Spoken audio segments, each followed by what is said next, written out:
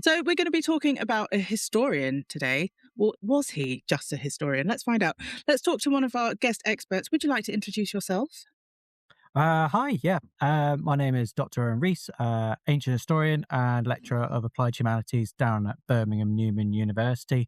And we are getting stuck into, well, he's my favourite historian, but you are right in whether or not he's a historian at all. So we're talking about Xenophon of Athens, who wrote his Hellenica, his history of the Greek world, which sort of takes the story of Thucydides, the great writer of the Peloponnesian War, and sort of finishes his story.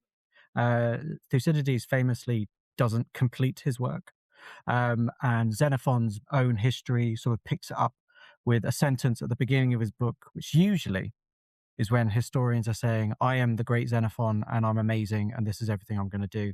Aren't I brilliant? You will respect me. But his doesn't start like that at all. His very much starts like, and after these things, that's the first sentence. And after these things. So he's clearly continuing the work of Thucydides.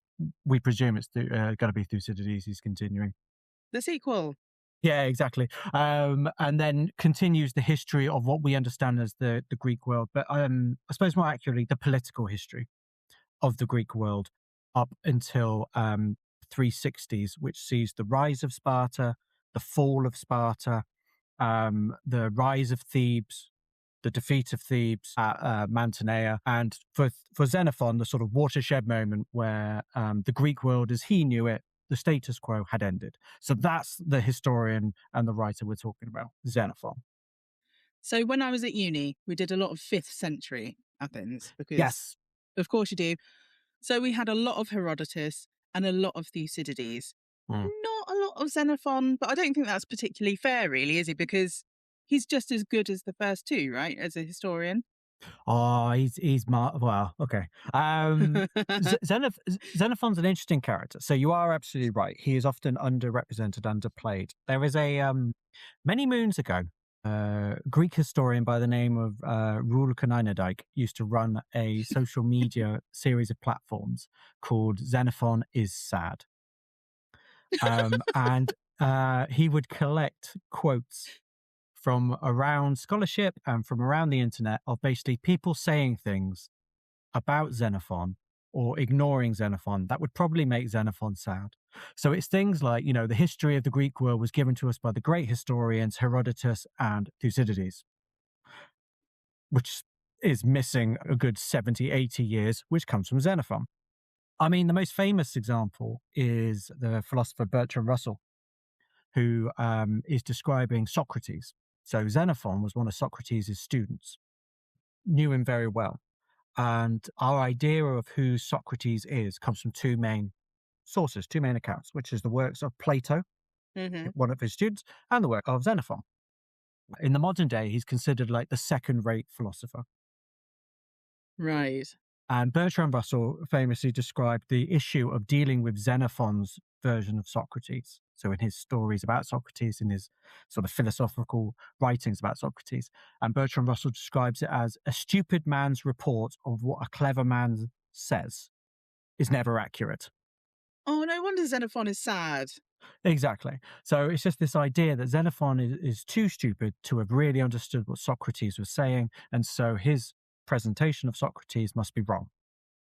And so this is the sort of the modern reception Right. of poor Xenophon, but it doesn't relate to what the ancient world thought of him. And the ancient world loved Xenophon. They loved his histories. They loved his politics, his political writings. They loved his philosophical work. They considered him a good philosopher. And in many ways, our ancient sources, like the Roman period, when they're reading him and writing about him and things like that, the Roman period, they consider him a philosopher first and the historian second. And in the modern day, we've kind of resurrected his reputation, but generally as a historian rather than necessarily as a philosopher. But we are getting there. His philosophy is interesting. It's just not what Plato's is, basically. Right. Okay. Full disclosure, I bloody hate Plato. So this is Can't stand him. Cannot stand him. So right. Xenophon's philosophy is useful as a historian. Plato's philosophy is bloody nightmare. Like, what am I actually dealing with here? Like, what is Yeah. this? What can I make of this beyond this is what one very clever rich man thought? So yeah, it is an interesting one. So no, I don't have a lot of time for the philosophers except Xenophon. Good. We're on the same page already. This is excellent. So let's start with Xenophon's beginning. Where was he born? When was he born? What kind of family? We don't know. We don't know. Probably ninth class, so the second highest class in Athens. Right. I say that a bit tongue in cheek. So the traditional time date of his birth is around 430 BC, Okay. but ultimately we don't know. So we don't have an exact date. We don't have an exact date, and that is based on supposition. That's based on us sort of drawing information about him from other sources and trying to piece it together. He later on writes a memoir called the Anabasis, which we'll probably get to later. And in it, part of the story is around the Anabasis, which is when he's a mercenary, part of a mercenary army. He's described by later sources as being in like the sort of peak of his life. And it's what you think that means in terms of his Right. age, as to then trying to work out when he was born. So there's quite a range of dates given for his birth, but I think it's fair to say he's probably born around 430-ish. Okay. So he grew, most importantly for us, doesn't really matter the exact date when he was born sometimes. But for now, what's important for us to note is that he grew up during the Peloponnesian War. Right. Now, he obviously writes political history, he writes a lot of military history, and his entire perspective of everything is shaped by his upbringing. And he was brought up during the Peloponnesian War. His father's deme, the sort of village or social group in which he was raised or potentially born in, was outside of the city. So sort of countryside. But because of the Peloponnesian War, he most likely had to be brought into the city during Pericles, who's sort of one of the great leaders of democracy at that point in Athens. His plan was to bring everyone inside the city and protect the city and let the Spartans and the enemies of Athens sort of raid the countryside, but not really cause any problems. So Xenophon would have lived through all that as a young child and then growing up to be a teenager as well. So he would have seen the aftermath of the first peace in the 420s. He would have seen the Sicilian disaster get reported coming back home. Towards the end of the Peloponnesian War, he was probably starting to serve maybe in the cavalry. So he would have been part of some raids, things like that. He would have experienced those sort of things. He would have seen or witnessed or known people very close to the surrender of Athens in 404, the end of the Peloponnesian War. He'd have lived through all that as a young, impressionable Athenian male. He, as I said, he was wealthy. The best guess is that he was of the knightly class, the hippies, which is not the uber wealthy, not the ones who are like Elon Musk-esque in Right. Athens. Your sort of billionaire class, if you think of it like that. He's not that. But he is, he's well off. He's comfortable. You know, they're generating a lot of income from farmland and things like that. But beyond that, anyone who says they know anything more about Xenophon is fudging some evidence. Okay. It's made complicated by the fact that Xenophon doesn't really talk about himself openly, which is ironic because he's a main character in his own book. But Xenophon does a lot of his writing almost anonymously. He doesn't assign his name to being the author. So Right. it's a really interesting dynamic of Xenophon generally. But ultimately, your guess is as good as mine. So if he doesn't talk about himself a lot, we've got no real way of working out whether growing up during this massive war kind of scarred him psychologically, or whether it, he grew up thinking war's normal. This is just what we do. Yeah, it's an interesting one. There's no indication that he is particularly troubled by his experience of war. However, because he has such experience of war, both within the Athenian army or possibly cavalry, and then as a mercenary, and then later on in life, he joins the sort of the retinue of the Spartans. So he also gets insight into the Spartan military system and sees more battles. And his histories, when you read his histories, and this is why as a historian I love him, when you read his histories, you notice that he offers a depth to his description of combat, and more importantly, the experience of combat that no other source does in this period. Herodotus does not at all. The sense that, any sense that there are emotions going on is just not really beyond. He's clearly relaying stories he has no real understanding of. Yeah. Thucydides has a better understanding of combat. He himself was a commander. But again, he kind of writes with that standoffish way of explaining everything. So it's not so much the experience of battle as it is what happened in that battle and why that battle ended the way it did and what sort of decisions were being made and tactically what was going on. Fascinating. I'm not having a go at it at all.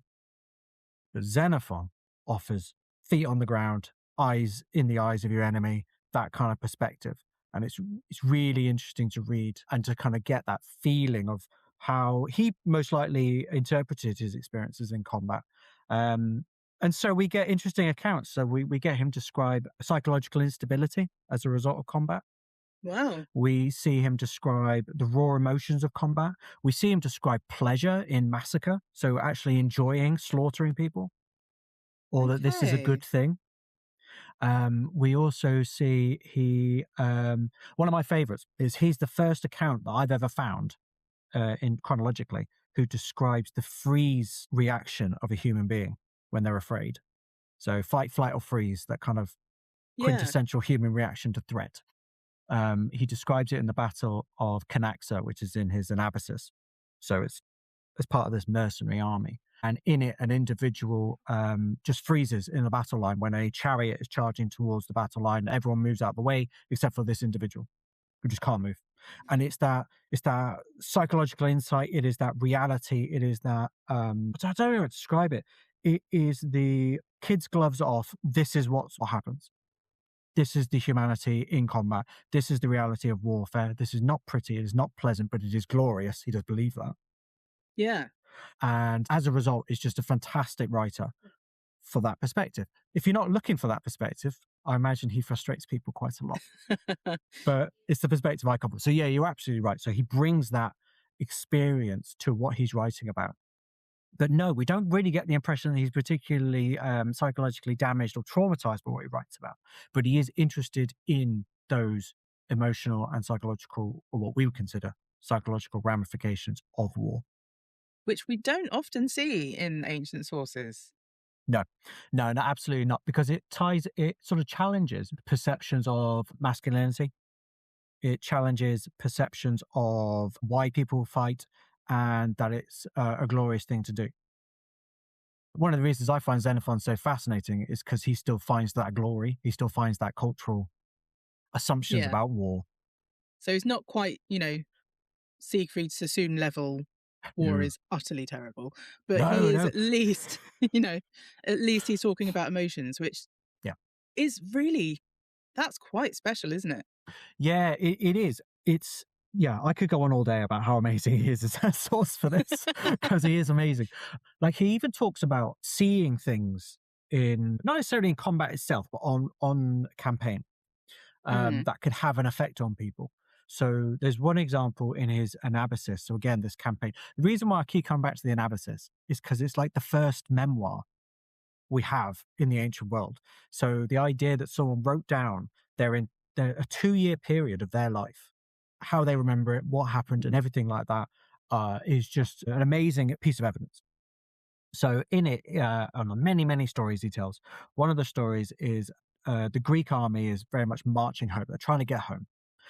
They lost the Battle of Canaxa, although the Greeks refused to accept that. They thought they won it.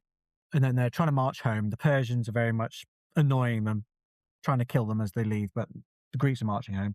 And it's sort of a fighting retreat through Mesopotamia, so sort of what we think of as Iraq, and then through into what we would consider sort of Syria, Armenia, and then a bit of Turkey as well. Mm-hmm. And there's a moment where they have to take a position of a sort of a fortified settlement. And the people defending it realize that all hope is lost. They're going to lose. And the women and children start throwing or being thrown off a cliff. The idea being they would rather die than be captured. Because we all know what happens when women are Because we all know what happens when you get captured by the Greeks. So there is a story, he tells a story of an individual trying to stop a woman from doing this and failing. And he doesn't really go into a lot of detail beyond that, but you always ask the question, why has he told this story? Why has he put this in? And it is, you do wonder if this is him very much reflecting on everything that's going on here. And, you know, so there is this sense of why would they be doing this? This is a horrible thing to see. You know, we're actually trying to save these people from killing themselves. So it's just that kind of that depth, those kind of angles on Greek warfare that don't often get talked about. The human element, both for combatants and in this example, for non-combatants as well. And it's interesting that Xenophon is noticing. And not only is he noticing, he thinks other people might want to know about it. And does he come to the conclusion that they're terrified because we are civilized, but to them pretty brutal? If I remember rightly, he does very much understand why they're doing this. It doesn't ever stop him from doing it. Right. That's the important part. So always remember, any source is built in its own web of moral understanding. And it is not ones we can share because it is culturally as well as personally dictated. So they can acknowledge that war has negatives and downsides, and it is scary. I mean, there's the is it Pindar, the Greek poet, I think it is, who has the line about only men who have it is only men who have not seen war that crave it. Yeah. And this is something Thucydides kind of mirrors as well. So there's a few sources in the Greek world who point this out. Like, war is not a nice place to be, but it is where glory is found. Okay. So he's acknowledging that non-combatants can be terrified for genuine reasons, but it's not enough to stop him wanting the collateral damage if it's going to get him. If it gets him what he wants. And there is a level of pragmatism in Xenophon's work. And this is it. We're not supposed to like these people. If you're going into history, you're only reading about people you want to like. You're going to find any of them. You're not going to find one. That's not the point. So it's about trying to understand him, trying to understand his context as best we can, and the context of his work. Mm-hmm. From a historical point of view, I'm not a classicist. I don't care about like the sort of the literary aspect of what's going on here in terms of like whether it's good, whether it's timeless, or I'm not interested in that. I'm interested in how can I use this as evidence. Yeah. As a historian. And so, you know, we need to understand those contexts, including his own context. And as I mentioned earlier, we know so little about him, which is ridiculous because he was so famous in the ancient world. But we know so little about him that's actually very difficult. So often what we do as historians is we basically decide the Xenophon we want. So multifaceted, different to everybody. Precisely that. So to some people, he's an oligarchic lover. So he hates democracy, loves the Spartans. So we can trust everything he says about Sparta, but we can't trust anything he says about democracy. So you build this idea of that Xenophon. Another Xenophon is that, you know, he is no fool. He's a wise, sort of clever, worldly. You know, he spent many years away from Greece. He's interacted with Persians. He's interacted with all these different cultures. So he knows what he's talking about, but in the same way that perhaps like a grizzled old general of 40 years in the army, you know, understands a way of the world that perhaps we find uncomfortable, but doesn't mean it's wrong. You know, so then I build a different Xenophon. And that's the Xenophon I want to talk about. So whenever you're dealing with Xenophon, you always got to, one, decide what Xenophon is it you think you're talking about. And two, if you're ever reading other people's descriptions of Xenophon, get to grips as fast as you can. Who is this Xenophon that they've built, that they're talking about? So these are the pitfalls. These are the pitfalls of using him. These are the pitfalls of reading about him. But he is amazing. You just don't have to like him. But he is amazing. Fair enough. So we've been talking about his military service and talking about him going all the way to Persia. Why? Why is he going to Persia? How old is he at this point? Where is he his career that he wants to suddenly go to Persia? His age, we just covered his age, the problems with his age. You know what I mean. Is he still a young man? Is he, he's some grizzly veteran? He describes himself as a young man. He's probably in his 20s, probably no older than 30. Why is he gone? So, 404 BC, Athens has fallen. It's lost the Peloponnesian War. The democracy has been removed and it has been replaced with the so-called 30 tyrants. So this is a small oligarchy put in place by the Spartans to run Athens. It runs for about a year before there is a democratic uprising against it, and then it's overthrown. In the aftermath of this, there was an amnesty. So if you supported the 30 tyrants, or if you fought on the side of the 30 tyrants during the Civil War, there was an amnesty. You couldn't really be prosecuted for that, because it was their way of going, we need to put a line under this and move on. As a city, we need to move on. Now, that didn't stop people from gossiping, right, as nothing ever does. So one of the groups that was identified as supporting the 30 tyrants were the cavalry. So people wealthy enough to own horses and to serve in the cavalry. Now, you'll remember that includes Xenophon. Mm-hmm. Now, there's a whole debate as to whether or not Xenophon actually fought with the 30 tyrants or not. That doesn't matter. What matters in Athens is if you were part of the cavalry, you could be associated with the 30 tyrants. Okay. Add to that his teacher and mentor, Socrates. Now, Socrates, at this point, the great philosopher of Athens, been around for decades at this point, but at the end of the Peloponnesian War and after the 30 tyrants, he was coming into a bit of a pickle because many of his former students had formed that tyranny. So he's suspicious. So he is now a suspicious character because everyone knew that he only really educated the rich, the elite in Athens, but now that rich and elite had shown their true colours, is the idea. So Xenophon has a dual problem. One, his association with the cavalry. Two, his association with Socrates. So he gets an opportunity offered to him by a friend from outside of Athens who basically goes, there is a prince in Persia called Cyrus the Younger, who is basically putting together an army of mercenaries, and he's trying to recruit the best mercenaries he can. Do you want to join? And Xenophon doesn't say yes. He goes and do what every good student does. He goes and talks to his teacher, Socrates. So he goes up to Socrates and goes, I've been offered this opportunity. What do you think? Socrates goes, it might be a bit of an issue. You might end up getting associated with the Persians. This may not do good things for your reputation in Athens. You've got to think about this. But no matter what you do, you must talk to the god at Delphi, Apollo. Mm-hmm. So go to the oracle at Delphi and ask them what you should do. Should you go or should you not? Now, Xenophon, good student, does as he's told. So he makes the journey to Delphi, and about halfway up, he realizes, I want to go. I don't want Apollo to say no. So he changes his question.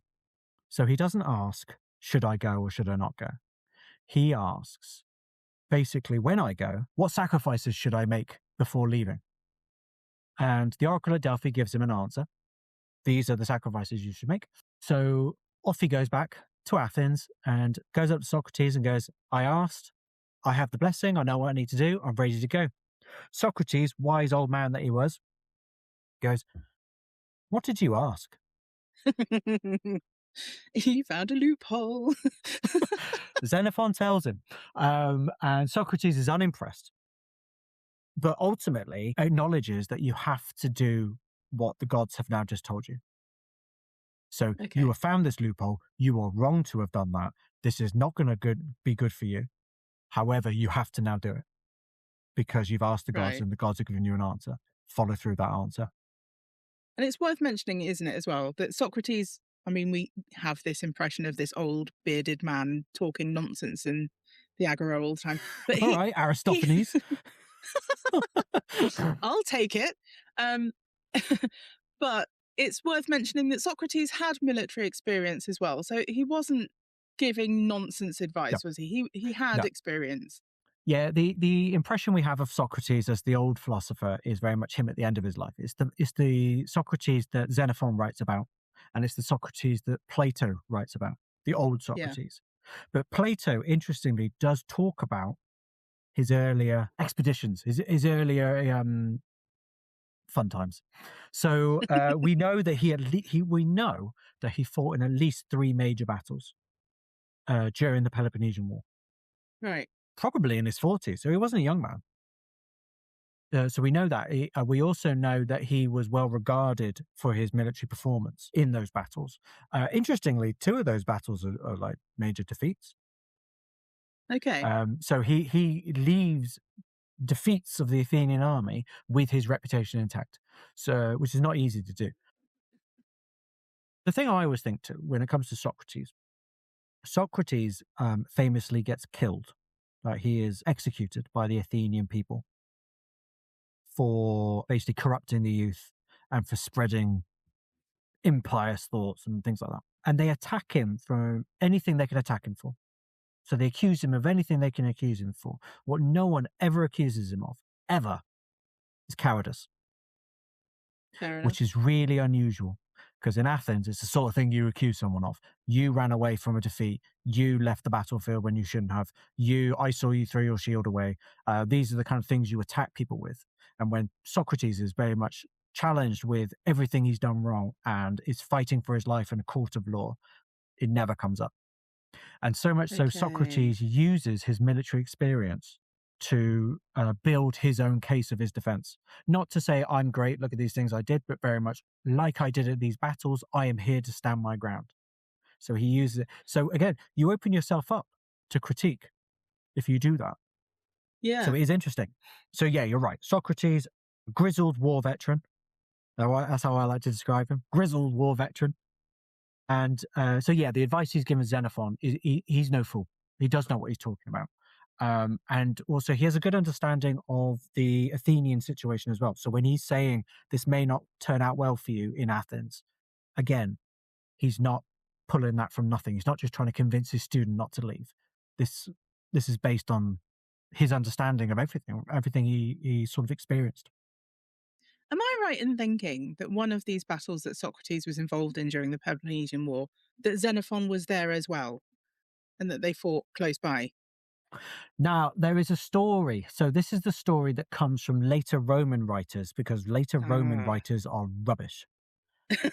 So there is a story, I think it's like Pliny, and I think Diogenes writes about it as well, who wrote the biography of Xenophon. The only biography we have of Xenophon is from a writer called Diogenes Laertius. And in it, they describe him at the Battle of Delium, which is in the 420s. Okay. Now, Xenophon was probably born around the 430 mark. You can see where I'm going with this. I can. The story they've probably got wrong is in the classical Greek sources. There is a story that Alcibiades fought alongside Socrates. So Alcibiades, as I like to call him, super sexy Alcibiades, is how to best understand him.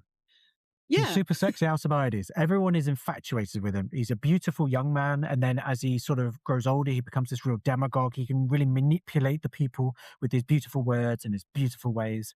He's a super sexy guy, but he's also a turncoat. He's a coward. He's a traitor. His story is phenomenal. There's nothing quite like it in the classical Greek world. Anyway, as a young man, rich Athenian, he was a student of Socrates. Socrates is said to have been quite infatuated with him, and to have found him very pleasing to look at. So Right. there is this sort of undercurrent to any story about Socrates and Alcibiades. Anyway, story goes that they were on the Battle of, I think it's Delium, when Alcibiades, it's during the retreat, Alcibiades basically falls and he's protecting, and Socrates very much helps him and sort of stands firm and sort of gets him out. And that's the famous story that the Roman writers then, for some reason, decide is Xenophon. Okay. We know it's a student. we know as someone who spent time in Sparta. We know he's super sexy. Xenophon is described as a beautiful young man. Is he? Yeah. I'm liking him Socrates more. had a keen eye for pretty Sexy man. sexy men. He liked them. He liked to be around them. I'm glad that me and Socrates have something in common. Which is interesting. It is interesting because because Xenophon's description of Socrates, is very much of one of self-restraint. Like, that's the core message of Socrates from Xenophon: self-restraint, self-control. Whereas Plato's Socrates is very much self-knowledge. Right. So more highfalutin, head in the clouds. Let's think about the world and existence and our place within it and all that kind of stuff. Whereas Xenophon is much more down to earth and it's about controlling one's desires. So it's interesting that he surrounds himself with pretty things. So if we hear the story about Xenophon and Socrates in a battle, it's some Roman who's not done his due diligence and has written the wrong reference. Right. Yeah. Okay. If you learn nothing else, learn not to trust Roman writers. Controversial. Okay, so put two historians with ADHD in a room and see how long it takes them to go off on a tangent. Why is he going to Persia? Okay, so he's off to Persia. Basically, he's either off to get out of Athens before he gets accused of things because of the atmosphere in Athens during this reconciliation, which is because, of course, this is the lead up. So 401 is when he's gone and he's joined the mercenary army within the Greek contingent. So the Greek contingent are all the Greek mercenaries that basically Cyrus wanted. And they're famously called the 10,000, even though there weren't 10,000 of them. How do we know? Because Xenophon literally counts them out. Like, he tells us how many there are. So he's like, there's 700 from here, there's 400 from here, there's 800 from there. And you add them up and there's like 12,000 or something. It's not 10,000. So they're not even rounding up. They're rounding down. Why? Yeah. That seems okay. 12,000 sounds good. It does, doesn't it? But Xenophon doesn't call them that. He calls them the Syrians. So the men of Cyrus. That's how he kind of refers to them. Or the people that fought with Cyrus. That's how he refers to them. So in his Hellenica, in his history of the Greek world, this mercenary army, spoiler alert, makes it back from Mesopotamia and survives, and then gets used by the Spartans, because it's basically a mercenary army at this point, very experienced, very gristled, know what they're doing, and they appear in a battle in the Greek world, and Xenophon refers to them as the men that fought with Cyrus. That's their name. So he doesn't use the 10,000. We use the 10,000. Yeah. Right. So why were they there? Okay, yeah, that's why they're there. So they're there basically for Xenophon to get out of Athens, but also, like, he's getting paid. Yeah, okay. Like, there's money and there's hope. There was a draw here, which is that, because you've got to remember, we don't know what the repercussions of the Peloponnesian War has had on the family income of Xenophon. Right. But it is possible there is a financial motive here. We don't know. But he joins the army, and his memoir, the Anabasis, is the 2-year period in which he is going into the Persian Empire and then trying to march out of it to safety. So what does the word Anabasis mean? Oh, it literally means like march upland. Okay, so that gives you a clue which direction they're going in. Or march inland might be sort of another way of translating it. But that's what it means. So it's just their march inland, upland. That's it. That's all it is. That's all it is. But it's this is the idea. So it's the march. It's everything that's going on. So it has one major battle in it, which is the battle between Cyrus the Younger and his brother, the king Artaxerxes. So the battle for the Persian throne. Okay. Cyrus the Younger gets killed in battle and his army gets defeated. The Greeks, unfortunately, won their side of the battle, so they pushed the Persian back and chased after them, like every good Greek does. They forget about the rest of the battle and they're worried about glory. Right. So they charge after them, and then basically once they stop, they kind of have a rest and a meal, and they're like, oh, that was good, well done, team.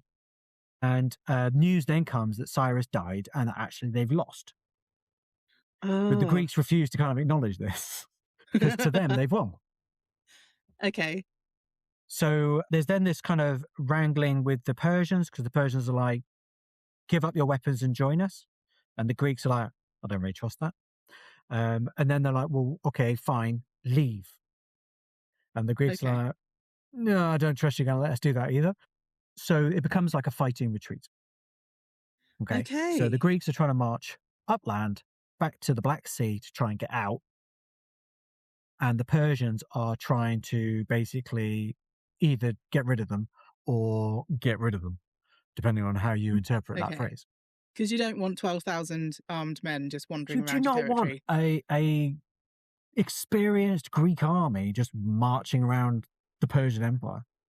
Because if Prince Cyrus is dead, right, they're not getting paid by anyone at this point. So No. how are they feeding themselves? Yeah. Really good question.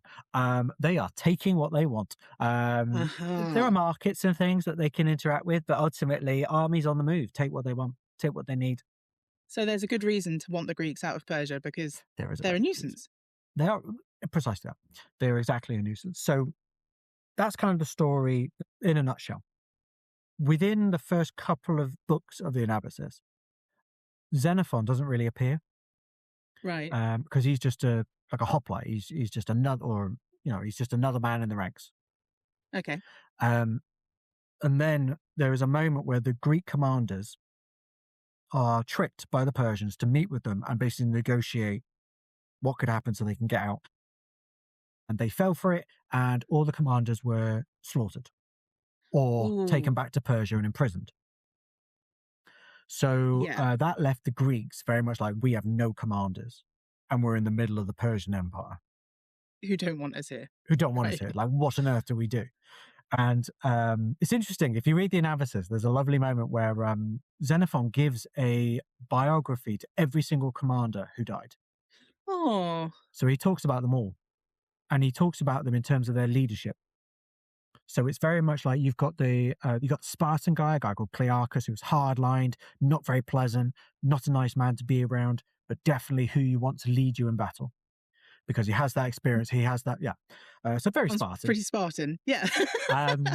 And then you've got other ones who are a bit cowardly or a bit manipulative or a bit, So he goes through all the, they've got good bits, they've got bad bits, they've got good bits, they've got bad bits, or they've just got bad bits. And then the kind of the narrative device here is the next page is when Xenophon then steps up and offers to lead himself. So it's you got to see it in terms of a storytelling device. It's very much, here are all the commanders. Here's what they're good at. Here's what they're not good at. And here's what this is what a good commander could do but doesn't do. And then came forth the great commander, Me. Xenophon himself. Yeah. It's an interesting thing because, as I said, Xenophon doesn't actually describe himself as writing this Anabasis, so he doesn't put his name to it. And in his other writings, he actually assigns it to someone else. Oh, that's interesting. A guy from Syracuse, someone we otherwise know nothing about. He says they wrote it. Nom de plume. Yeah, and Plutarch, the Greco-Roman writer in the 1st century CE, he was the one that called it out and went, "No, he didn't. This is clearly Xenophon himself." And if you read the Anabasis, right? Of course he is. Roman writers might be wrong, but Greek writers in the Roman period are always right. Plutarch's right. But no, in all seriousness, Plutarch's point here is, and he is right. If you read through, like, Xenophon is clearly writing his own memoirs. It's clearly about him because he just knows everything Xenophon's thinking in the book. And he starts talking about like the story I gave you of his meeting with Socrates. That comes from the Anabasis. Okay. So Xenophon feeds these personal anecdotes from his life in through the Anabasis, often entirely inconsequentially. So it becomes pretty obvious. How would anyone else know all of these tiny details from Xenophon's life if it isn't actually an autobiography? But it is interesting because we don't have every piece of evidence from the Greek world. I wish we did, but we don't. Actually, no, I don't wish we did. Could you imagine sifting That'd be through too that? much. That'd be way too much. Grief. That'd be like modern history. That's ridiculous. No, I mean, I know we complain that we don't have a lot, but I'd rather have We too have little more than we than say. everything. We do have more than we say. It does seem that Xenophon probably wrote this Anabasis to answer criticisms about himself from other people who have written about this event. Okay, so who else is writing about it then? Other people from within the army. So they're all But writing we don't memoirs? have any of them. We don't have any of these Ah. existing. We don't know how many were written, but there's at least one that Diodorus of Sicily mentions just in passing. And it's probable that Xenophon is at least in part almost defending his character and defending his decision making during the retreat. These other accounts, have they not survived because they were a bit crap in comparison, or have we just been unlucky? Oh, that's a really interesting question. I will extrapolate that we should ask, why have all of Xenophon's work survived? Because that's really the question. Okay. Because ultimately, why does an account not survive? Happenstance, survival bias, luck, interest. We've got the titles of all the plays written by some of the great tragedians, your Aeschylus, your Euripides, Sophocles, but we only have a small collection of them that survive today. It doesn't mean the others weren't good. And in many ways, they might well be better. We don't know. Yeah. We haven't got them. Okay. So we don't know why Xenophon's has survived then. Xenophon's, there might be an answer. And one of them is he's such a famous writer. Like, the ancient world was obsessed with Xenophon. They loved his work. Even they loved to criticize it. So they criticize his Greek, they criticize his philosophy sometimes, but others are like, no, it's brilliant, it's amazing. So he's clearly this kind of Marmite figure that you either love or hate. Right. Probably true today as well. But one of the other reasons Xenophon has survived as long as he has and as well as he has, because like I mentioned, the ancient world describes 15 titles of works he wrote. That's a lot. 15 is quite a lot. He's a polymath. He's a great man, a great writer, not a great individual, but a great writer. 15 works. We have all 15 titles on a list, and we have today copies of every single one of them. Wow. Is there any other writer that we have that for? I can't think of one. It doesn't mean there's not, but I can't think of one unless you think like Herodotus, but he only wrote one. Yeah, he wrote one thing. That doesn't count. Yeah, and to be honest, I've never looked it up. I've never looked up. Did Herodotus ever write anything else? So I don't know if that's true. But even Thucydides, who wrote his one book, isn't finished. Xenophon, we have everything he wrote in full, including a spurious one that we're pretty sure he didn't write. Which is? Constitution of the Athenians, the so-called Old Oligarch, if you've ever heard of it. Yeah, I've got PTSD from undergrad. Thank you for sparking that off. Yeah. All you need to know for this session is that he probably didn't write it. It used to be considered one of his works, but now it's usually people assume he didn't write it. But of course, that's all based on who you think Xenophon is and what you decide about him before you make decisions. So one of the reasons people say he didn't write it is because stylistically it's not as good as his other works. But he probably, if he did write it, he probably wrote it as a young man. Fair enough. So probably wouldn't be as good, would it?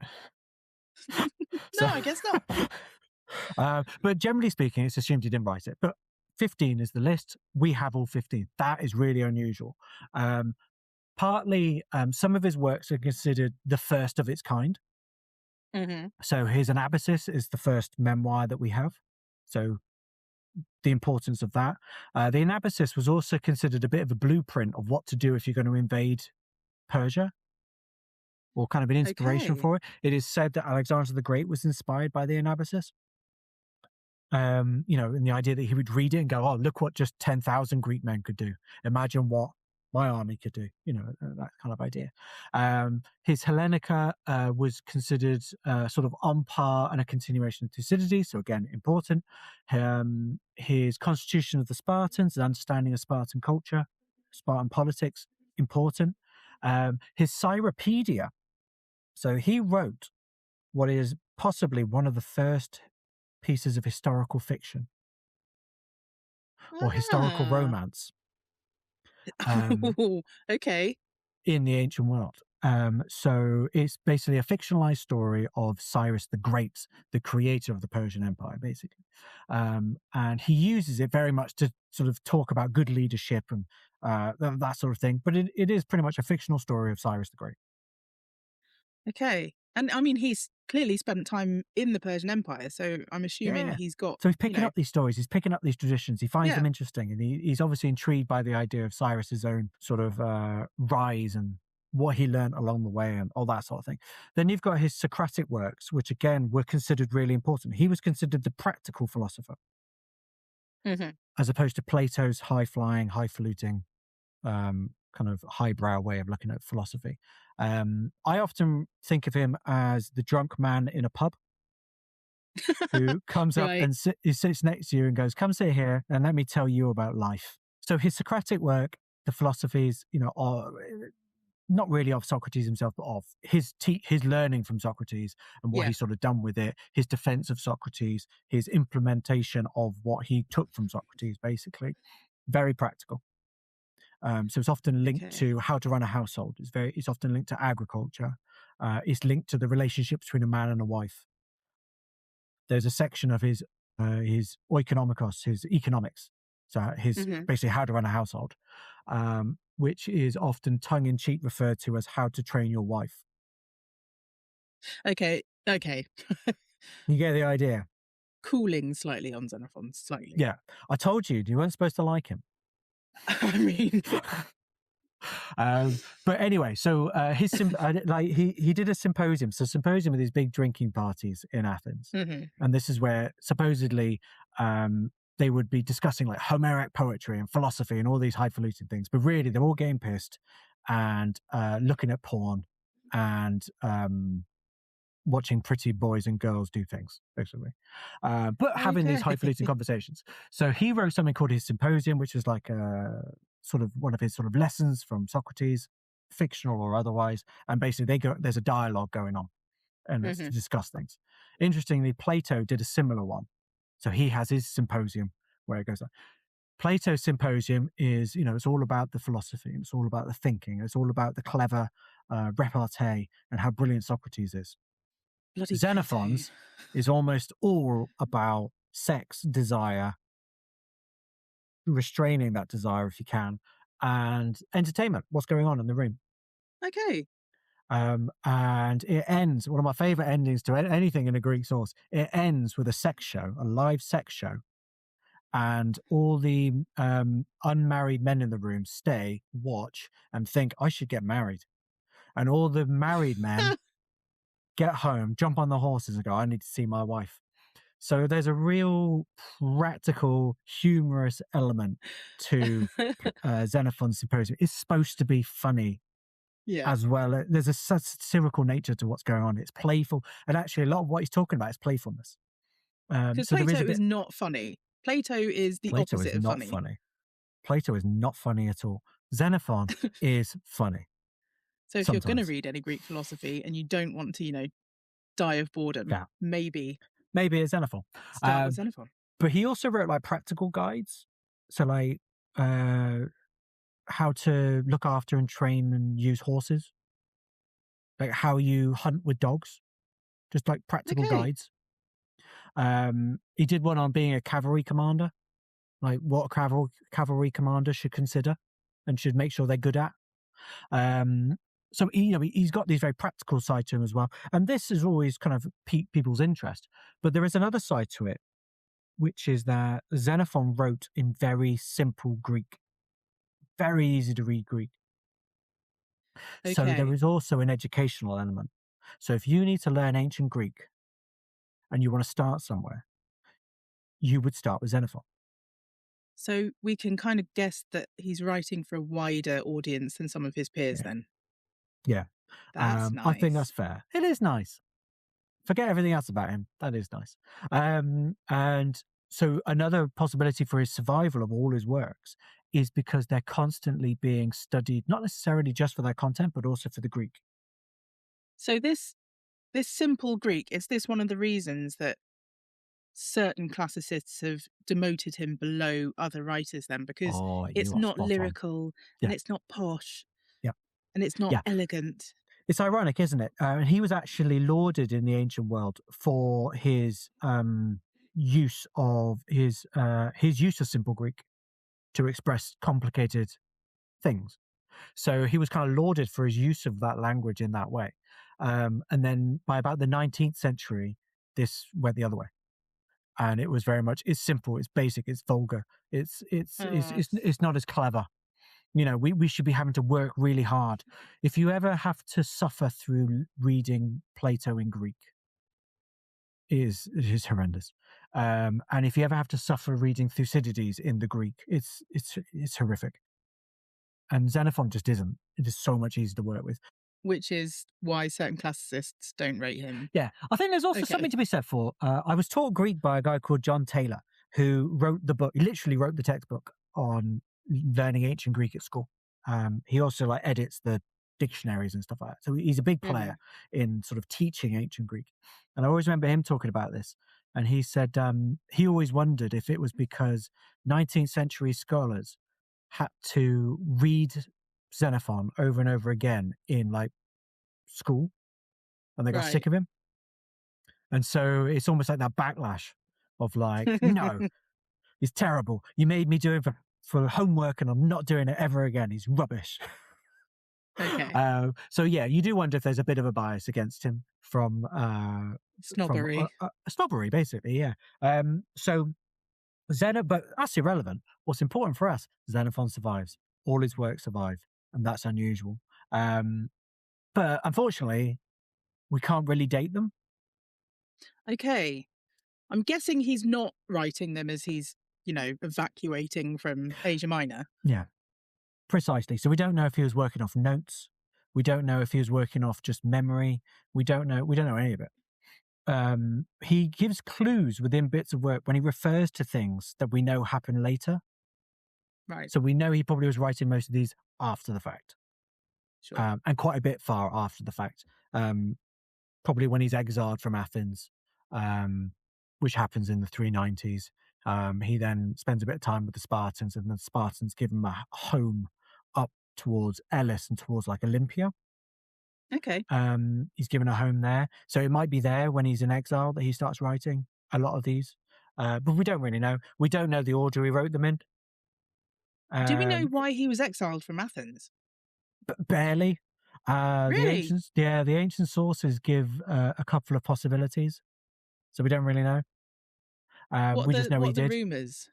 So the rumours is Socrates was right, and he shouldn't have gone to Persia.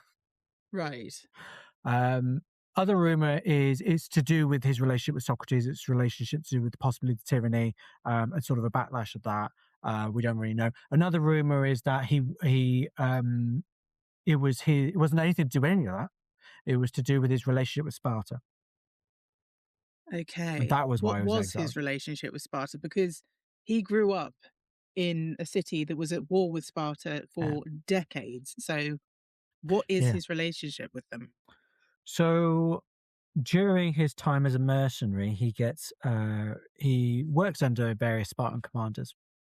So he gets to know them quite a bit. And then by the end of their sort of excursion out of the Persian Empire, he ends up coming into the retinue of the Spartan king, Agesilaus II. Okay. So he hasn't even got back to Greece yet. Basically, they go back and continue military service in Asia Minor and what is now modern Turkey.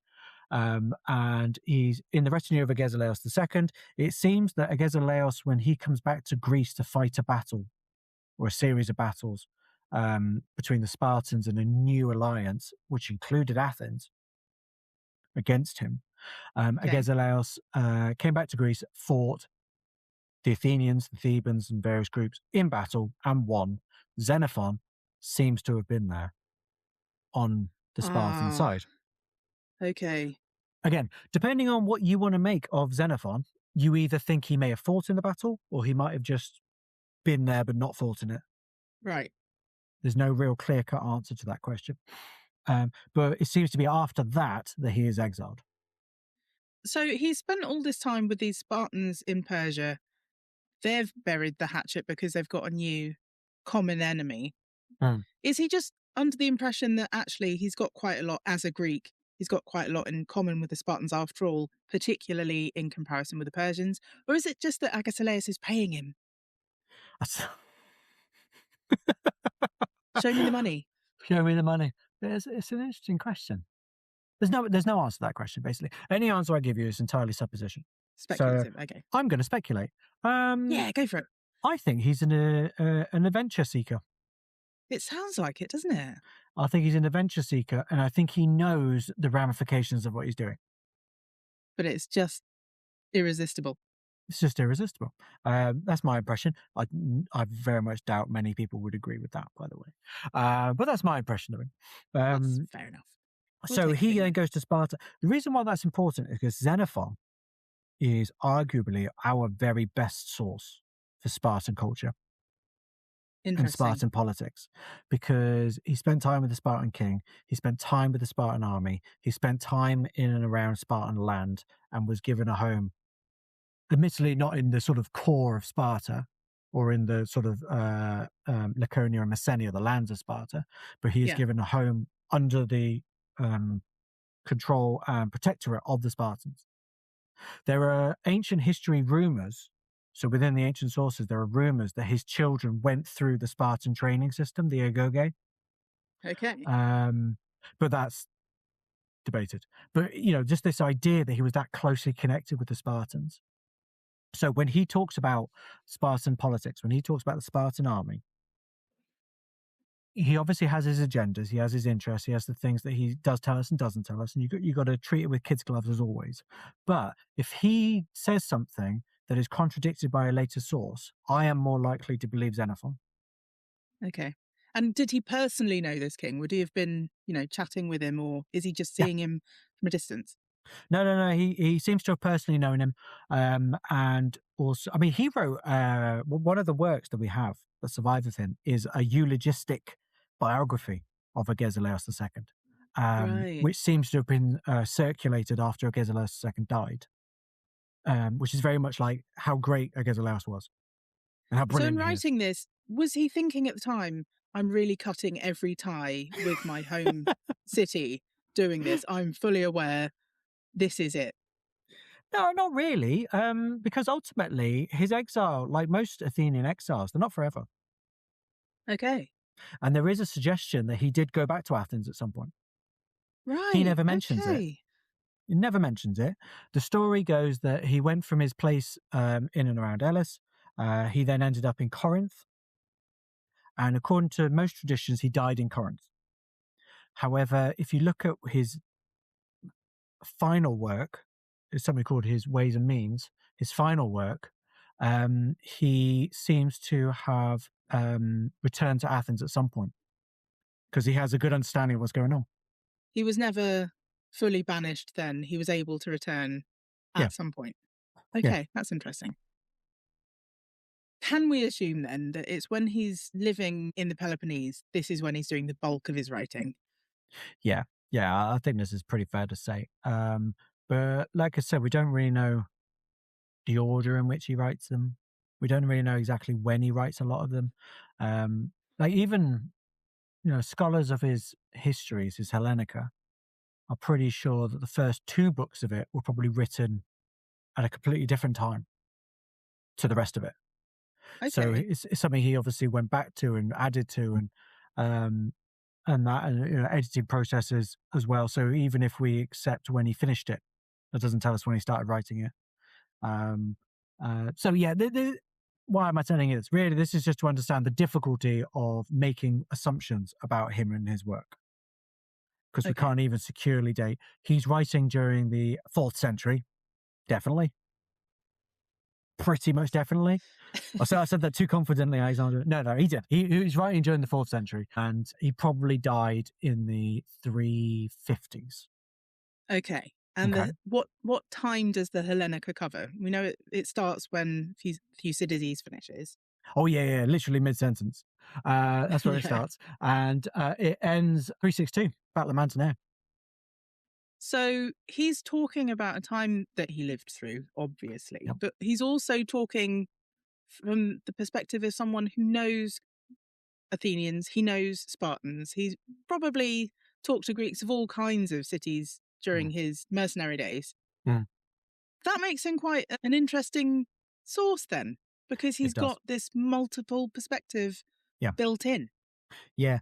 It absolutely does. And I think this is sometimes where people want things from Xenophon that is probably unfair. What do they want? They want him to be a historian and a good one. I want him to be a source, which is not the Sure. same. So people sort of look to him and go, his judgment of this, that, and the other, or his use of evidence isn't very forthcoming, or his assessment of this is skewed by his religious beliefs and things like that. Whereas as a historian of that period now, I'm like, good, I can use that. I can do things like that. I can get an understanding of what's going on. So something that often comes up is Xenophon seems to be a very pious man. Okay, so Okay. he puts a lot of store in his stories for doing the right things towards the gods. So whether it be sacrifices or what have you, and also when things go wrong, he will sometimes say that's because of what has happened that has upset the gods, basically. Right. Not all the time, but there are a couple of instances where it's like this was sacrilegious behavior. They deserve what came to them as a result.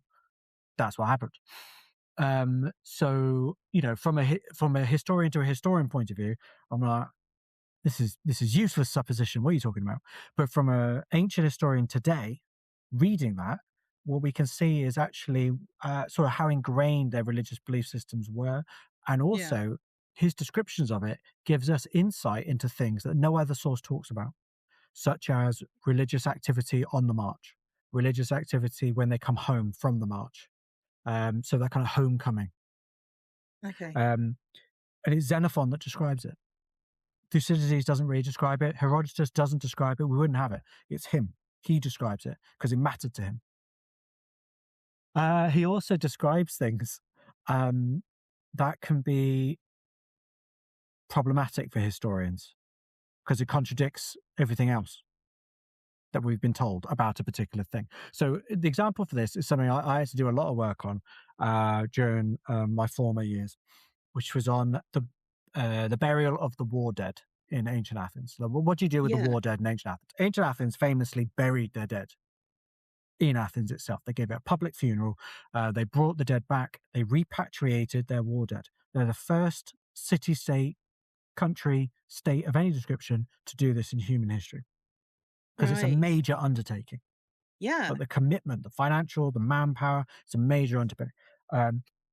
And this is the story we get. This is Thucydides describes it. No one questions it. It's all pretty hunky dory. That's what happened. They burn the bodies on the battlefield and they take them home.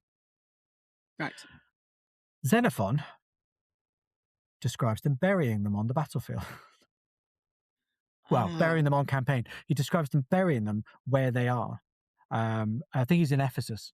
So it's during a sort of a naval campaign in sort of Asia Minor, and he describes the Athenian dead being buried and left there. So Okay. problematic is this simple sentence he writes.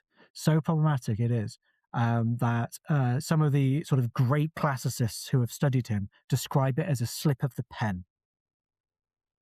So like Right. he's just made a mistake. That's an odd mistake to make. I mean, yeah, he's there. He's a military commander. He knows what you do with the dead. Yeah. Okay. So people assume that he's wrong. Yeah, because it's easier. It's easier to assume he's wrong than to assume or to extrapolate that all the other evidence is lying to us. Okay. Whereas actually, if you start thinking about why would ancient Athenian writers present something about the burial of the war dead that's not true? And there is something to be said for cultural sensibilities.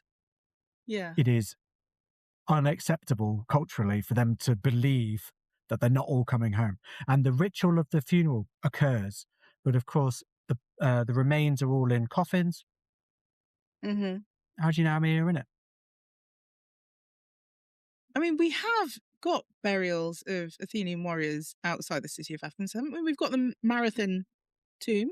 Yeah, we got the Marathon tomb, which is often considered the last time it happened. Oh, okay. And after that, so they use that as like, well, it definitely couldn't have happened before then. When did Athens start doing this? Couldn't have happened before then. Must have happened after then. Yeah. But ultimately, no, we haven't really got evidence of Athenians being buried outside of it. We haven't actually got a lot of evidence of them being buried in it either. I'm thinking purely logistically. Trying to get a corpse back from somewhere fairly close is surely a hell of a lot easier than bringing one back from Asia Minor. Yeah. And you've got to also take into account, one is difficult enough.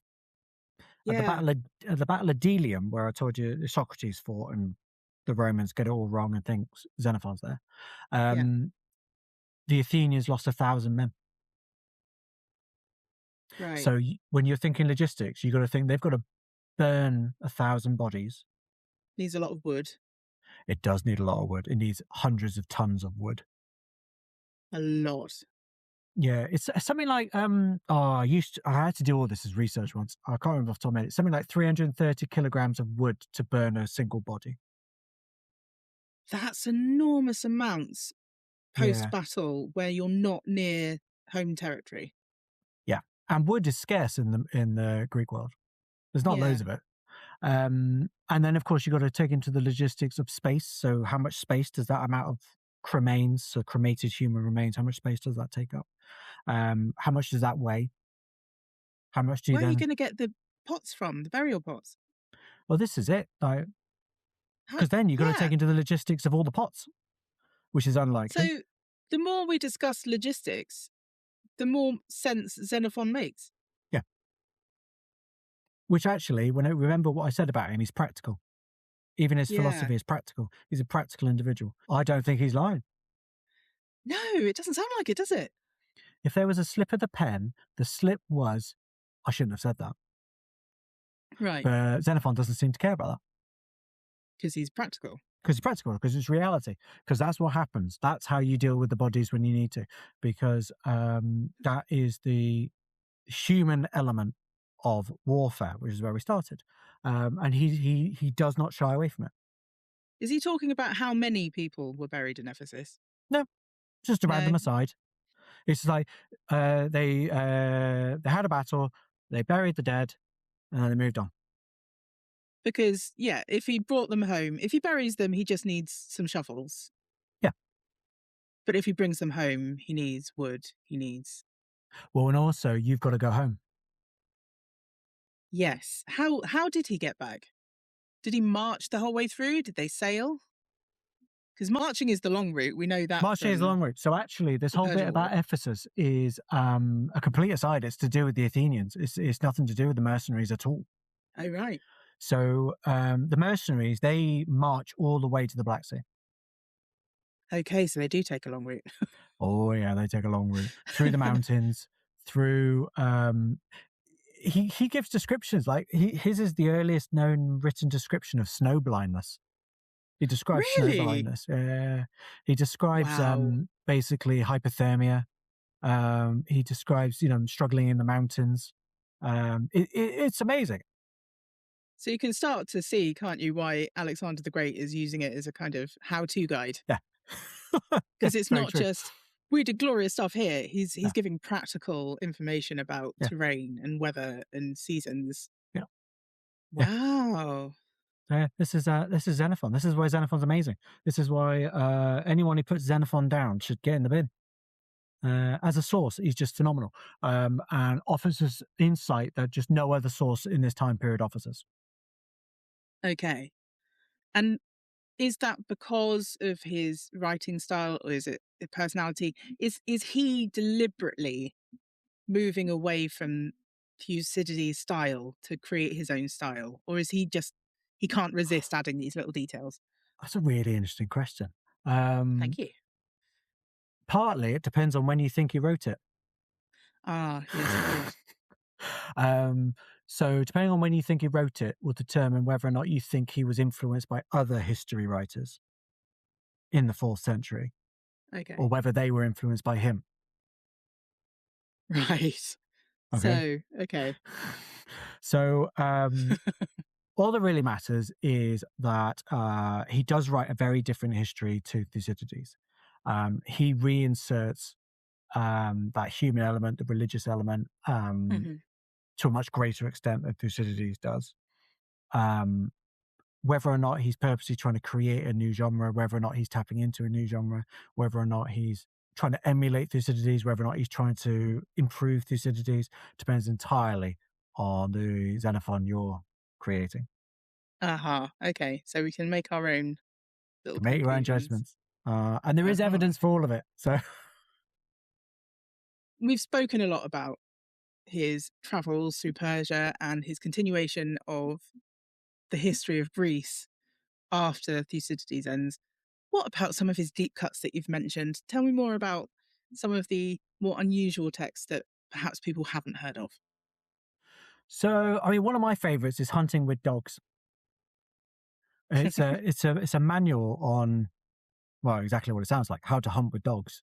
It's a brilliant source to understand dog training in the ancient Greek world, to understand relationships with dogs, to understand, because he goes into like how to ensure you're breeding the right males and females that you've got, how to sort of secure the bloodline of particularly strong hunting dogs, things like that. Oh, wow. He also talks about what you and I might refer to as breed of dog.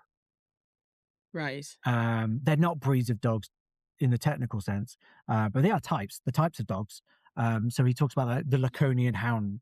He talks about the Vulpine type dog. He's got like a whole list of different types of dogs, and what you'd use them for is he's practical. Okay. So different types of dogs used for different types of hunting. So I mean, much like today. So like when you look at a terrier type dog that was bred to hunt a particular type of prey, sure. As opposed to like a wolfhound. So Xenophon very much goes into those kind of details, but also like how to kind of identify a dog being good for that task. So is he writing for fellow rich kids because hunting is a leisure activity, or is he writing for people because hunting is a way to garnish your food from your farm because everyone's living pretty much hand to mouth? That kind of practical element. I'd probably say it's more the former. There is a scholarly thread at the moment that suggests that a lot of these works are still about teaching people how to live a particular way or like a good way of life. Okay. So he is still trying to use these works to instruct people in his sort of deeper philosophical thoughts on life. So if that's true, we've got to understand that there is also that kind of element to this as well. But ultimately, like I say, I prefer the practical side of what he does. It's for anyone who wants to hunt with dogs. So it's simpler language to make it accessible, but it is still slightly, perhaps, aspirational. To an extent, yeah. But like, to give you an idea of bonkers stuff that you get from this, he gives a list of appropriate names for dogs. Okay. So if you ever sort of read anywhere about the Greeks used to call their dogs this, chances are that came from Xenophon. Right. And it's things like loud barker or good on the chase, things like this, but in Greek kind of gives those kind of sharp snappy names. But yeah, he just gives a long list, and it is a long list of good names you could give your dog. Okay. Have you ever named a dog after a name you found in Xenophon? Be honest. I have not named a dog after anything I've named. Is that your choice or your wife's choice? My wife would not allow that at all. I knew it. But interestingly, it reminded me many moons ago, I met, speaking of my wife, I met her great aunt who had dogs, and all her dogs were given names that began with the letter K. And it was because she was told that names that begin with the letter K, the sound you make is good for dog recall. Oh, okay. So it's the idea that you would use the name of a dog for specific tasks. So not necessarily because it reflects their name, but because it helps them tune into you talking to them. So sure. even today, this idea of using names being relevant to training dogs or relevant to your relationship with dogs beyond just I want to call it Bob. You know, it's I just find it interesting that that's also present in Xenophon. Arrian, I think it's Arrian, who a much later writer, who also wrote a book called Anabasis about Alexander the Great and his excursion into Persia, also wrote a book on hunting with dogs, in which most of it is what Xenophon said. So he's got a bit of a fan. Stalker. Okay. That's by the by. Right. That's a tangent, Alexandra, and I apologise. That's fine. I was well aware that there would be tangents. It's okay. So, if we were to try and answer the question, and you don't have to go with one, you can invent your own answer. Is he a philosopher? Is he a historian? Yes. Okay, so it is possible to be both. Of course it is. It's absolutely ridiculous. So the idea, I was watching a small snippet of a historian, Ramirez, who was talking about this. And she's a medieval historian, and she was talking about the death of the polymath. Yes. So the idea of someone who could be good at a few things. Yeah. And universities have some sort of part in this, which is very much, especially British universities, where you come in and you have to specialize. And that's it. And if you want to do something outside that specialism, it's all a bit murky and a bit weird, and no one knows where you fit. So there's this real compartmentalization of subjects and disciplines. And I feel like we've projected this onto people like Xenophon. So Xenophon was a philosopher. Yes, he was. I mean, he was a highly influential philosopher. Like his philosophy and his Socrates influenced cynicism. So the Cynics, the movement of the Cynics, they influenced Stoicism. So, this idea of self-restraint, this idea, it's as much Xenophon they're drawing upon from as much as anyone else. So he's very influential as a philosopher. He's just not Plato. So we can't put him in a box. That would be unfair and, frankly, a bit lazy. It is lazy. I mean, to see him as a historian is to undermine all of his Socratic work, or worse, to see his philosophy as somehow being about history, because he's a historian. It's looking at his treatise on like how do you look after horses, and like you can't see that through a lens of being just a historian or just a philosopher. You've got to blend all these things together. And it's important that we kind of see him for what he is. So he has a philosophical way of looking at the world. He has a way of thinking people should be acting, and that influences the way he writes history. But he also wrote history. And he also wrote economic works, and he also wrote work on public spending and public revenues, and how Athens could perhaps do better and improve its income. So, these kind of practical, like I keep mentioning, those kind of practical elements as well. He is, he's not the traditional polymath in terms of, the sciences, the arts, all these things that come together. He's not traditionally that. But having said that, he wrote historical fiction. So why can't we see him as that? He's bringing together all these different interests, all these different things, and what label you give him becomes immaterial. What's important is the work itself and the context within him and that work. So this is why, for anyone who's sort of engaging with ancient history, it's true of all sources, but especially Xenophon, you got to keep an eye on when he's talking about where in his life he is and the sort of the dates and the ages of what's going on, because that adds those contexts for you, or at least allows you to kind of pick away at the context as a result, and to be able to get more from it. And we've got to approach it with a broad mind, knowing that he's not just trying to do one thing at any one time. Yeah, precisely that. And also with the knowledge that actually we probably don't know what he's trying to do. So for anyone who hasn't read any Xenophon yet, where do you think they should start? Anabasis. Definitely read the Anabasis. I think any ancient historian, anyone who wants to get into ancient history, should read the Anabasis. The Anabasis, in good translation, is a rip-roaring read. Okay, so it's going to be fun as well as... Yeah. Right, okay. It is. I used to, I was supervised many moons ago by an Athenian military historian, ancient Greek military historian called Jason Crowley. And he used to refer to it as Bravo 20 of the ancient world. So it's this idea of, stuck behind enemy lines, and it has that kind of intensity to it throughout. It's a fantastic read. Don't read the Iliad. Don't read Homer. Read Xenophon's Anabasis. It Okay. is fantastic, and it's a brilliant place to start. Okay. And then Hellenica is number 2? Long, isn't it? It's a long long. read. I'm going to ask a question here. Yeah. Should you read Hellenica before you read Thucydides, or should you only read Hellenica after you've finished Thucydides? I mean, personally, I would read them as a continuation. So I would start Thucydides and then continue it on. A bit like when an author dies today and then they bring in another author to pick up Yeah. the stories. It's You know, gonna you make still more start at the sense. beginning of the series to make your way through. Okay. So yeah, that would be my general advice on that. And people should read Thucydides anyway, right? Yeah, to be fair, Thucydides, Yeah. again, in good translation, is an interesting read. But it's a bit like reading, this might upset some people. It's a bit like reading Lord of the Rings. You know, when you get to like the 2 pages describing a door? You're Yeah, like, and skip then that bit. Tom Bombadil comes in and starts singing some bloody song for 7 pages. Right, Okay, that's okay. great. Skip that bit. Right. So Thucydides, yeah. But I think that's true of all the histories. You know, you can Yeah, sit and sure. read them. They're kind of interesting. But if political history isn't your thing, you're going to find it hard going.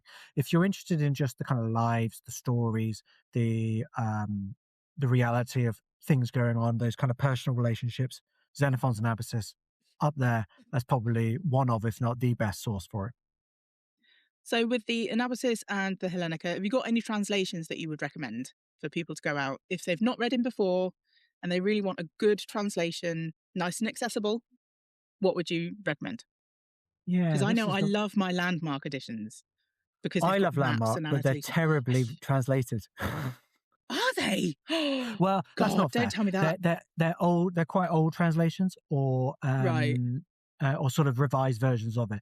So if you ever talk to like a specialist in Thucydides, for instance, they're always Yeah. like, "It's a brilliant edition. Find a better translation." Okay. But I mean, the again, maps it and the depends. notes, Yeah, I know. fantastic. It's just so useful, and they have a Xenophon's Anabasis. They do. I own it. Yeah. So I mean, that's as good a place to end it because personally, a translation. So translations are useful for various things. One of them is an accurate representation of the original text. That's one Yeah. form of a good translation. Another form of a good translation is the feel of a text. Mm-hmm. You often find this when people translate poetry. So you get people like me, absolute heretics, who give me a You bit said of it. Greek poetry and I will translate it as literally as possible so that I can get as much value of evidence from it as possible. What I Yeah. won't do is really care about meter or rhythm Right. or the feel of the piece. And that in many ways destroys the medium of what it is. So you go to, especially classicists, they're really good at translating and keeping that rhythm, that feel, that the kind of the soul of a piece. Mm-hmm. But often as a historian, I get frustrated and go, well, you've just changed the bloody translation of the word. That's not what that word means at all. But it's the Right. same feel. I'll give you that. But it's important. The word they used is important. So the historian in me finds that frustrating. So you've got translations for that. But other ones, like you were saying, like the Landmark series are brilliant. Not necessarily because the translation is the best translation, but because the Anabasis, you go on this massive journey through the Persian Empire, then out again, through places that you've never heard of. Mm-hmm. You want maps. Yeah. And you Maps are want good. accessible maps regularly. The other thing I like about the Landmark series is the essays at the back. Yes. So Yeah, the they are short good. essays explaining Xenophon's world, or the Persian Empire, or the military stuff that's going on, or what it's like to be a mercenary, or all these things. So it might answer some of the questions that you have as you're reading it. Yeah, if you need the And context, they give it to yeah, you. and then it mentions it in footnotes. So there's a footnote to something. You go to know more about what it's like to be a mercenary. Go and look at page Mm-hmm. thing, and it talks about it. So I do like the Landmark series for that. But the Penguin series, I mean, if you want to go cheaper, I've always enjoyed the translations of the Penguin series to read. I've always found Yeah. them very good. The Oxford Classical series, again, easy to read. And if it's your first introduction, that's what you want. You want something that's easy to read, something that's engaging, something that you're not just going to get lost in and go, this is clearly beyond me, or I don't understand anything that's going on. You don't want that. You want a resource or a translation that makes it feel engaging. So, yeah, I'd recommend it. Xenophon is so hard to translate in a boring way, especially as an Anabasis. Okay. The Anabasis That's is such an interesting book. So if you find a boring translation of Xenophon, it's because someone is right. Okay. Yeah. I won't don't email me telling me I found one because I don't care. I'm not reading it. Yeah, I mean, people like me, we will have 5 different translations because we collect them like, psychopaths. But if you're going to have one, a Penguin or an Oxford World Classics, good choice. Yeah. If you like the maps, and God, I love a map. Landmarks are sexy. This is it. So yeah, any of them really, and just start from there. You'd be amazed how readable even his really weird practical guides are. Okay. And they're also short, which helps. But also, like, his biography of Agesilaus is a brilliant read. He's obviously slanted. He obviously likes the man, and obviously relies on Spartan support for what him living where he is. So there's what we might refer to as biases inherent. But his account of Agesilaus is a great read. So I love the fact that he appears to have been writing accessibly for his own time, and he's really accessible now. Yeah, that's the sign of a good writer. I like him. I'd agree. I don't know about his thoughts about women throwing themselves off cliffs or having sex parties. Maybe not, but accessibility, I'm all for it. Yeah. So why not? Got to give him his flowers for that. So one last question. Mm-hmm. If you had to sum up the one huge impact that Xenophon had on the whole world, what's the main thing that we can say, yeah, that's pretty cool? Oh, blimey. I mean, ultimately, there is a tradition in the ancient world that Thucydides was not well read. So people weren't reading his work until Xenophon did his. Right. So there is even a rumor that he might have been involved in the editing of it. Okay. We don't know if it's true. We don't know what that's based on. But if it is, it might well be that Xenophon is responsible for our entire understanding of the ancient Greek world from about 450 to 350 BC. Okay. Now, you won't find that in a book. So by making Thucydides cool, he has himself made history cool. There we go. He is the reason history is cool. There you go. How's that? I like that. What a perfect place to finish. Oh. That's awesome though, because as I say, at my own undergrad, we barely read him. We read Constitution of the Athenians, which probably wasn't even him, but we never got as far as the 4th century because, an undergrad only has so much time and so many things to teach. They're going to focus on the 5th century.